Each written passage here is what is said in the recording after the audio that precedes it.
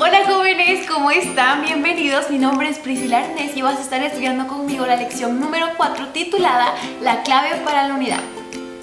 Y no podemos comenzar el estudio de esta lección sin antes leer el versículo de memoria que se encuentra en Efesios 1, 9 y 10, donde dice: y nos dio a conocer el misterio de su voluntad, según el beneplácito que se había propuesto en Cristo, para que, llegado el tiempo, reuniera en él, bajo una sola cabeza, todo lo que está en el cielo y lo que está en la tierra. La palabra de Dios es muy clara cuando nos dice que debemos amar a los otros y tratarlos con la misma paciencia y amor que Dios nos trata. Pero esta tarea se vuelve muy complicada cuando hay una pelea o cuando hay una discordia de por medio. Y es justo ahí donde nosotros tenemos que mostrarnos como siervos de Dios y amar a nuestro prójimo. Para comenzar la lección es importante entender, como ya mencionamos en anteriores lecciones, que todos somos un cuerpo y que Cristo es la cabeza. Cristo es la cabeza de la iglesia y todos somos uno, con diferentes funciones pero de igual importancia. Ahora, para poder tener unidad los unos con otros entre hermanos, es importante que estemos llenos del Espíritu Santo. La lección decía algo que realmente llamó mucho mi atención. Cuando un alcohólico está bajo los efectos del alcohol, se deja guiar por el alcohol, no sé si me dejo entender. Hace todo lo que hace porque el alcohol lo está guiando. Cuando nosotros estamos llenos del Espíritu, entonces nosotros actuamos como el Espíritu quiere que actuemos porque estamos llenos del Espíritu. Entonces el Espíritu es el que hace que haya unidad en la iglesia. Y cuando Cristo murió en la cruz, separó todas las barreras de cualquier clase entre cualquier persona de la iglesia. Con su sangre nosotros podemos ahora estar unidos entre todos. Ya. Esta lección está bien cortita.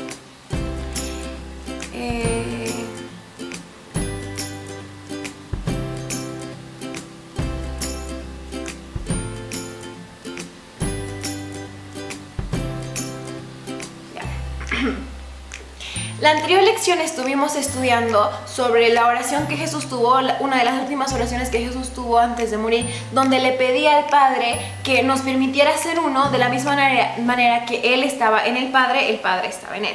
Entonces, ¿cuál era la clave del éxito de Jesús? Era que estaba conectado todo el tiempo con el Padre. Entonces, esto hacía que tratar con el prójimo se le fuera fácil porque su poder venía del cielo.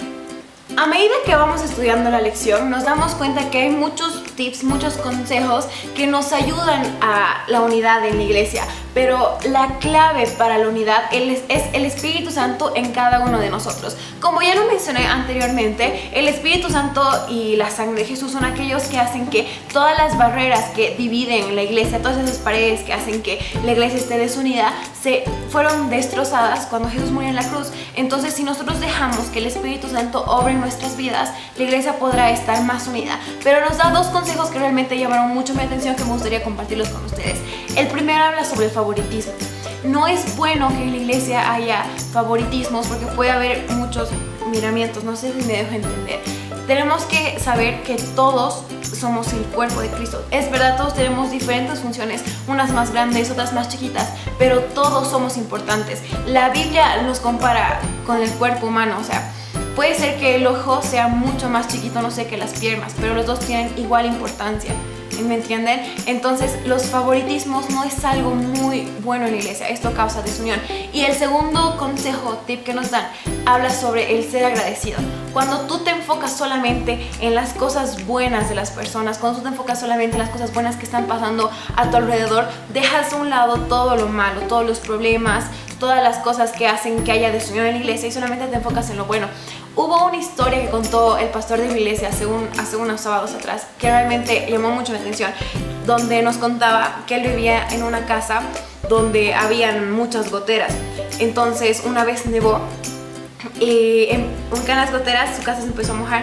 Tenía una hijita chiquita, entonces su hijita fue y le decía: papi, está lloviendo en la casa, está lloviendo en la casa. Pero no era lluvia, eran las goteras. Entonces su papá estaba muy enojado, muy alterado porque su casa se estaba mojando. La cosa es que fueron cubriendo con baldes, todo, una por una, todas las goteras de la casa. Y al final, cuando era hora de dormir, la niñita oró y dijo: Señor, gracias, porque es la primera vez que veo llover en mi casa. Realmente esto me dejó muy pensativa, porque muchas veces nosotros nos enfocamos solamente en las cosas malas, en aquellas cosas que nos hacen sentir mal o en aquellas cosas que nos hicieron, que nos dañaron, pero no nos enfocamos en lo bueno, lo positivo de eso.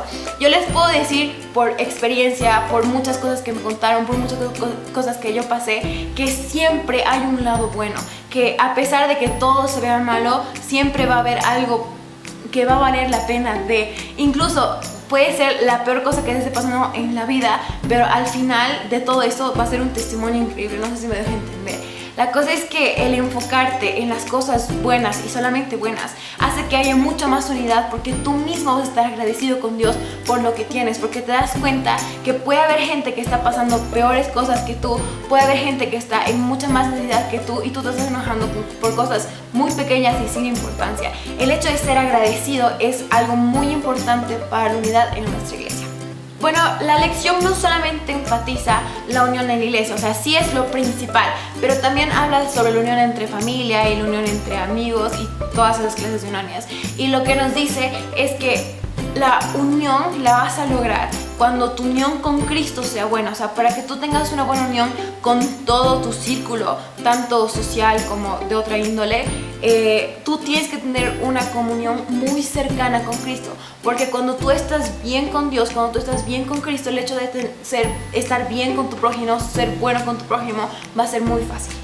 La lección también nos recalca que tenemos que ser muy conscientes en la manera en que vivimos o cómo somos las cosas, con qué propósito lo hacemos y cómo las llegamos a hacer.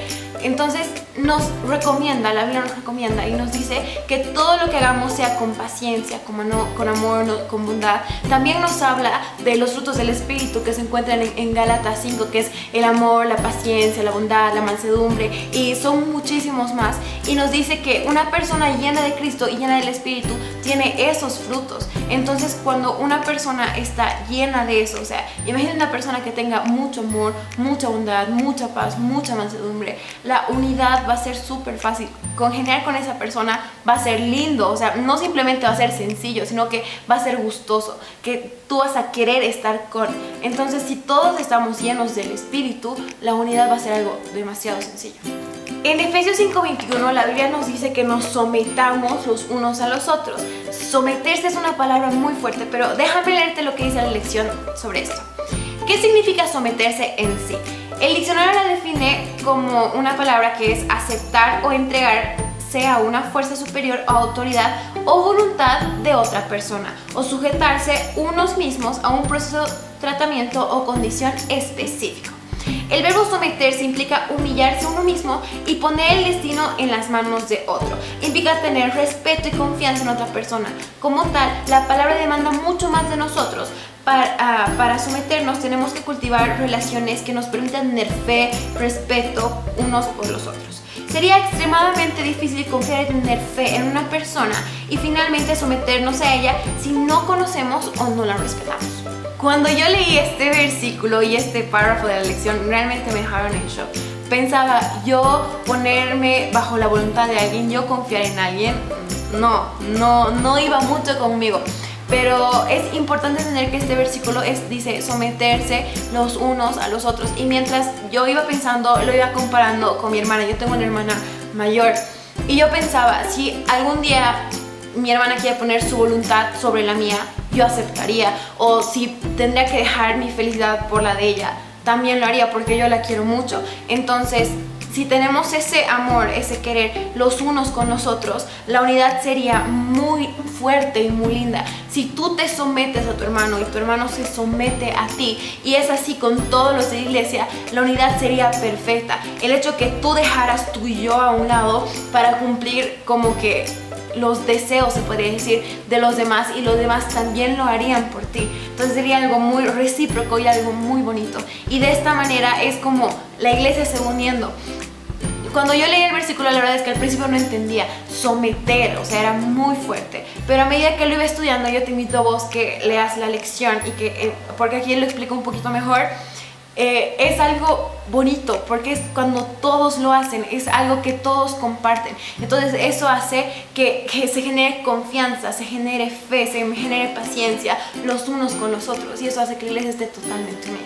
El momento en que tú y yo dejemos de lado nuestro egoísmo y dejemos que Dios reine en nosotros, que el Espíritu Santo esté en nosotros y nos conectemos con Jesús totalmente, la iglesia será una gran familia y el cielo será como una reunión familiar.